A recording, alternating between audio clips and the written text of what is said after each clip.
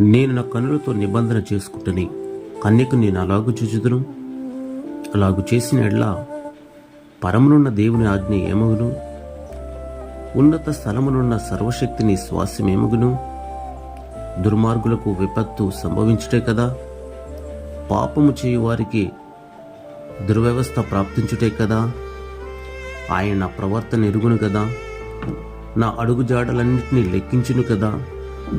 అబద్ధికుడినై నేను తిరుగులాడినట్లా, మోసము చేయుటకై నా కాలు త్వరపడిన ఎడల, నేను యథార్థుడినై ఉన్నానని దేవుడు తెలుసుకున్నట్లు న్యాయమైన త్రాచులో ఆయన నన్ను తూచునుగాక.